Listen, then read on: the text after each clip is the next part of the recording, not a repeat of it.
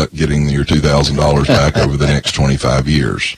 But anyway, the county's going to get back involved in this dog situation again, I guess. And I just don't know if there's a real, I mean, you know, I guess we got a little money now, so we can get. You mean the tax increase? Yeah. Let's go ahead and take the call. Go ahead, caller. You're live. Hey, good morning, Steve. Good morning. How are you? I'm doing okay. I've noticed that we do have a leash law here, but up on the Fort Hill Cemetery, I've noticed there's people confining dogs, and there's a lot of dogs still running loose. And my brother said he almost got bit the other day. The dog jumped out on him. If they ever gets bit, they're going to be in trouble.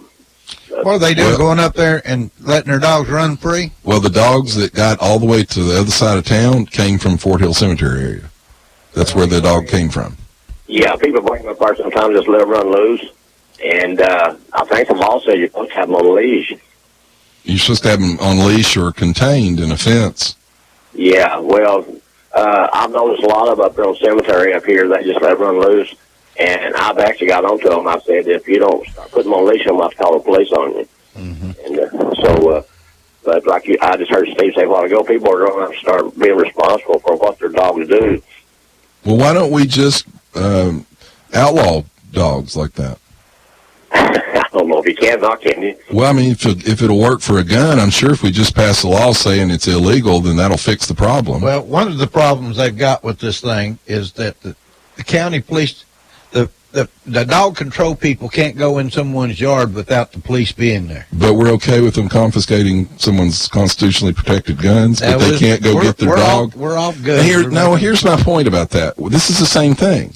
We're talking about people and what they choose to do. We're talking about how people choose to act and live. That's how you have to address all of these problems. You can't address the dog.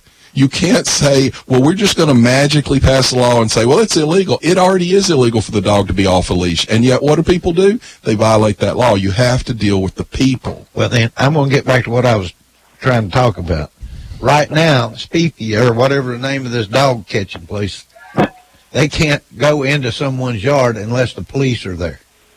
I the know dog catcher used to run around our neighborhood and the dogs would run from him. I know I'm focused on guns, but I just think about what you just said.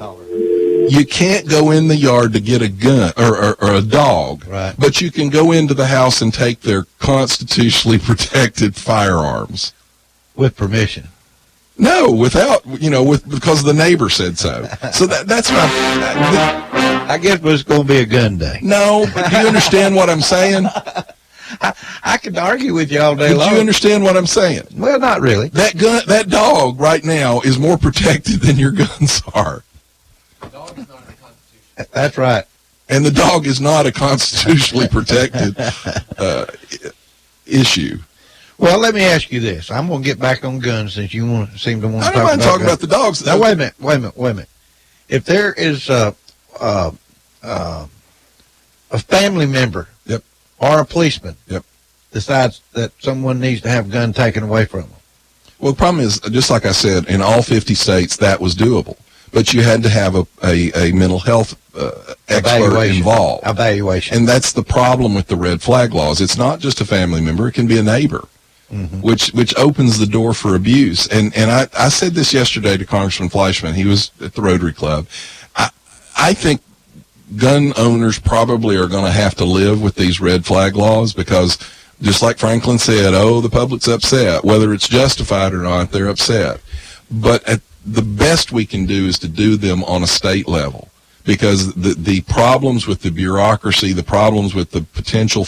Matter of fact, President Trump actually illustrated the problem in a tweet just last week. What did he do? Well, he listed, I can't even remember who it was, I think it was a congressman or something, said, well, he's angry and mad, so we should take his guns away from him. Now, it was a joking tweet, but that illustrates the danger of these red flag laws. Yeah. I have the power, you pissed me off, I'm going to take your guns away. If you want to see extremism, just look at the liberals right now. But that's why we look at this and say these laws scare us to death. So my point is, the best case scenario for these red flag laws is to do them on a state basis. Not, and I said that to Flashman. I said, please don't have the federal government do a federal red flag law. Now, here's another thing for you.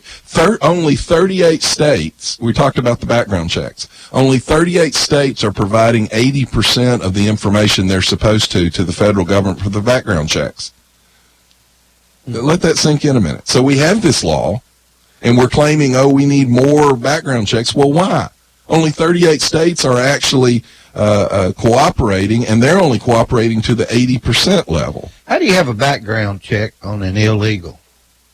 Well, there's another reason not to have the illegals here any more than you have to. So, in other words, we ought to start saying when we get rid of the illegals, we might do a little bit do a better job with our background checks? As far as guns are involved, a better job with our background checks if we got rid of illegals. Well, what if you force the states to actually comply with the current background check laws? That's right.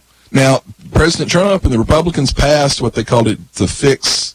I'm getting those wrong probably, but we actually passed a bill to try and fix some of these holes. But the states have to start actually following the law. Name a state that you've seen a huge number of these shootings occur. What's the first state that pops into your head? Chicago. Well, Chicago or California. Yeah. California and Chicago both have the strictest gun control laws in the country. And yet, where do they happen? They happen. The other thing, you know what the most correlated factor in mass shootings are? Gun-free zones. Well, gosh, we passed a law and said you're not allowed to have a gun in this area, so I wonder why they go in there and shoot. Because they don't give a damn about the law. My point on the dogs and everything is you think about that when you think about government authority. So the government authority doesn't have the authority to go in somebody's yard to deal with a dog, but they can go into your house and take your guns away from you without a court order. Well, we're going to have to put a badge on the dog catchers. Now, I'll get in trouble. I said this before about the dogs. People used to know how to deal with stray, menacing dogs. I know they shoot them. Yep. But, you know, think about that. We're talking about the dog's a problem. We're going to spend $500,000 to fix it. But if you take it into your own hands, like we used to believe Americans, you know, could do, they'll put you plumb under the jail. And I'm not advocating for shooting dogs, okay? Yes, you are. There's better ways. There's better ways? Okay, that's even worse. The dogs are getting to be a costly problem, so we need to resolve that. Well, you know, that started out what we all we got to do is put a badge on our dog catcher. Well, we were what, $150,000 or $60,000 several years ago when we balked at continuing the contract with the city, and now we're up to $500,000. And it's going to go higher when they start putting more dogs in. That's what they're saying. They want the right to be able to go in someone's yard and pick up dogs. And if they do, they're going to end up with more dogs, but they need to do it. Wait a minute, I'm a little lost then. If a dog's in your yard, someone else's yard, and they don't want them there, they call the police and say there's dogs over here in my yard crapping. The dog catcher comes. He's got the right to go in that yard, even if it belongs to the neighbor down the street. I thought he had the right anyway. He does not. That's what they're saying is that right now they can't go into anyone's yard. They can't go on private property. They can't go on private property unless the police come. Well, in the old days, didn't the dog catcher had a badge on, didn't he? I thought he was a uniform. Well, it used to be the sheriff's department actually did a lot of that. Well, they're trying to get with the sheriff's department to figure this out. But I think it's just deputizing the dog catcher. I'll give you another perfect example. We had property where it was up around Lee College, somebody, a student, I believe, pulled their car completely in Lisa's grandmother's front yard. Now, completely in it, ended up getting stuck and spinning out and damaging the yard. But we called the police, and the police said, we can't tow it out of the yard. I said, why? Private property. Because it's private property, That's right. And we don't have, if it had a wheel in the road, we could do it. And I asked him, I said, so you're telling me someone pulled completely in our yard, and you can't know, said you can do it. Well, when you called the towing company said, we won't do it because it's not your car. And so you don't have a right to have us tow it. So the property owner's sitting there going, so some guy pulls in my yard, damages my yard, and no authority can help me. And so I asked the little girl, I said, well, the little girl, the police officer, policewoman, I said, well, if I take a baseball bat and I beat the damn front headlights and the rear taillights, she said, I'll arrest you for vandalizing their car. Now you think about that. Now, so you've got a law-abiding homeowner sitting there with zero rights. I would think you'd have the right to get in that car and move it. No, I'd vandalized it then. No, that's Once true. you smash the car, you have the right to remain silent. That's true. Oh, Lordy. Let me ask you something. Omar and Talab, or whatever her name is, can't go to Israel. Isn't that a shame? Actually, it's not completely true. Two things. The week before, an entire congressional delegation went, and they didn't go with them. They probably could have gone with that delegation. Secondly, I think they got banned from going. no, they didn't go on that trip. They asked to go separately.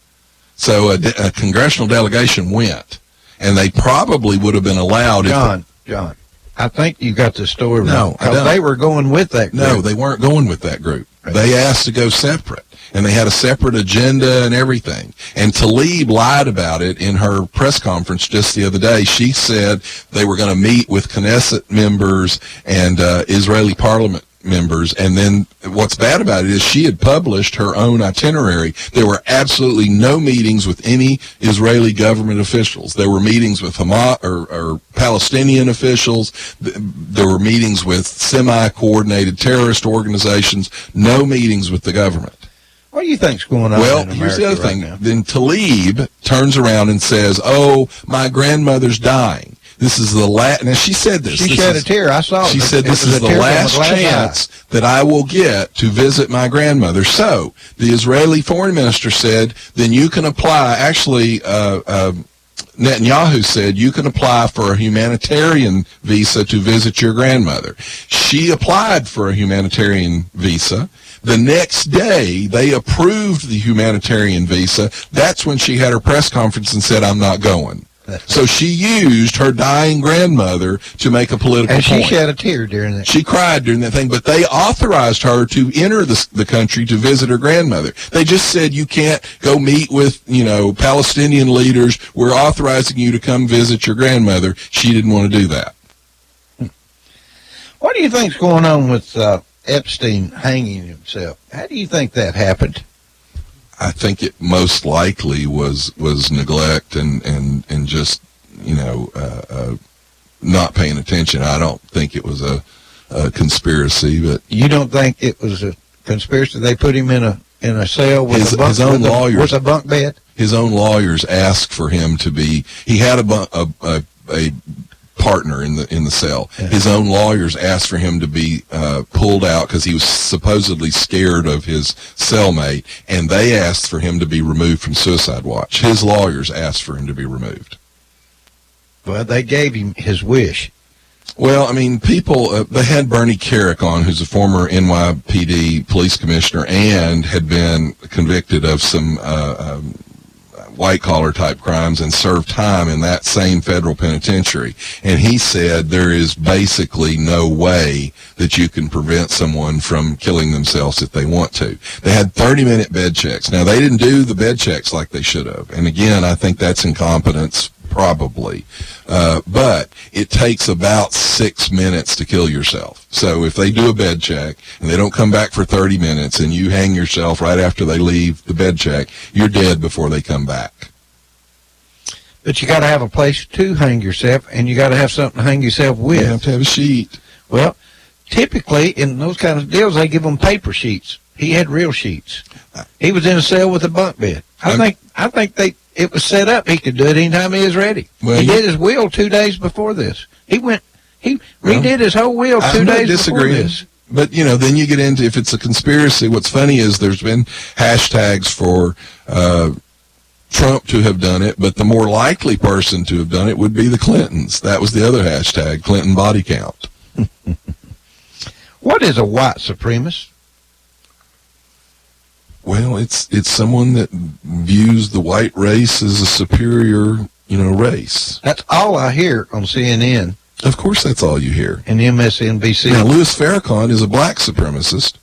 You don't hear anything about that. You don't hear about the fact that Tlaib, like you just mentioned, is actually a supporter of Louis Farrakhan. The press actually protected and hid a photo of President Obama with Louis Farrakhan for over 8-9 years. They hid it during his entire. There was a photographer that took the picture, and they actually asked him to, hold it and not release it, and he didn't because he didn't want to damage President Obama. What do you think they're going to try to do to President Trump next? Well, now the New York Times actually they had leaked footage, or I guess audio from a New York Times editorial meeting where they admitted that they had focused for years on Trump collusion, and that now that the Mueller report had debunked that for all practical purposes, now it was going to be Trump racism. So you had the New York Times editorial board actually discuss how for the next 2 years, they said this, for the next 2 years, we're going to frame this that Trump's a racist. So that's going to be the attack. Well, there's an investigation going on right now, and I think they're really starting to find a lot of stuff that was upside down with Mueller's report. Well, the report from the IG is probably coming out in the next 2 or 3 weeks, and Lindsey Graham has already been on the record as saying that it's going to be extremely damning. Well, what do we do from that point once we know it's extremely damning? Because I don't think that the liberal establishment cares. I don't think they'll care. They don't care. And I don't think it won't get anywhere near the coverage that the Mueller report got. Even though they hyped it up and tried to make it look as bad as they could make it, but this report, which really probably will be bad, won't get anywhere near that coverage. You've heard me say that I think Democrats are going to reelect President Trump this next election. I've said that now for months. And I think it's just gone too far with these liberals on this worldwide, global everything. I mean, we can't have a global, worldwide society. I don't think it'll work. Well, the problem is the progressives are in bed with each other worldwide. So the progressives here, George Soros is funding a lot of these progressive movements all over the world. Right. Now, everybody talks about the Koch brothers. No one talks about Soros or Tom Steyer. Tom Steyer put a lot more money in this last cycle than the Koch brothers did. But nobody had a problem with him because he's on the left. You've had, for example, you had two things. You had an Illinois state senator that had a fundraiser and posted a picture of a mock assassination of President Trump. So you got a guy wearing a President Trump mask. You got another guy with a fake little AR-15 assault rifle shooting him. Now, the senator said, well, he's apologized. That shouldn't have happened. But where's the condemnation? Did you hear any of the Democrat presidential candidates condemn that? No. Senator Scott, Tim Scott, the only black senator in the Senate, which is black, he's a Republican from South Carolina. Yesterday, a liberal attorney, they've got a black candidate that's running for, let's see, I think the Attorney General in Kentucky. So anyway, the liberal attorney in the Louisville Courier-Journal said that he accused him. Her name is Dawn Elliott. She accused Cameron, the black Republican, of eating coon flakes that the White House is serving. Now, did you hear any condemnation of that? Did you hear any kind of... That's racism, isn't it? Absolutely, that's racist. Now, Daniel Cameron is our candidate that's running. He said yesterday, a liberal attorney said I should stop eating coon flakes. I am a proud lifelong Republican, part of a diverse Kentucky GOP ticket, and yes, I support real Donald Trump. It's time to stop telling black Americans what we're allowed to believe. But my point is, where's the national outrage there? Where's the national coverage on that? If those had been Republicans that had said anything like that, it'd have been plastered all over everything. Well, the good news is, John, I understand that the blacks' vote has gone up about 20% for Trump, and so has the Spanish. Well, it's what I said earlier, a week or two ago. If a Republican pulls 2 to 3% more of the black vote than the average Republican does, the Democrats basically can't defeat him. I just don't see how Trump can be beat. He's just done too many things that are too good right now. Well, I mean, people get upset with his tweets and so forth, but I look at what's being done. Well, if people look at the economy, if they look at what's happened, you're right. It's like the Log Cabin Republicans, which is a gay Republican organization, refused to endorse Trump 2 years ago. They came out this past week and endorsed him. And part of that is based on the fact that, for example, he appointed the first openly gay U.S. ambassador, Richard Grinnell, in Germany. Yeah. He's now put together a coalition to try to stop some of these Arab countries from persecuting and actually executing homosexuals. The liberal progressives have actually fought against that. And by the way, that was another thing in the presser yesterday with Tlaib and Omar. There's a new edict in the Palestinian Authority passed that they won't allow any LGBTQ. There was a group trying to have a demonstration over there. They said that not only is it not allowed, but they've asked citizens to turn anyone in that might be gay or might be looking at that group. Omar and Tlaib had absolutely nothing to say about that. They immediately criticized Israel, which has one of the largest pride parades in the entire world. Now, keep in mind, I have my opinions on gay pride parades and all, but my point is there's no fairness here at all. Well, yeah, they could probably actually charge that guy. Sorry, I said, isn't it a federal offense to say you're going to kill the president? Right, and he probably actually is being investigated by the Secret Service at this point. Probably not the candidate, but the supporters that. Right. Well, she got investigated. All right, out of the Dems, you got Elizabeth Warren, Bernie Sanders, Joe Biden, and Kamala Harris. Are they the leaders? Well, Harris has dropped substantially. She was the last poll. It may be a outlier. Elizabeth Warren.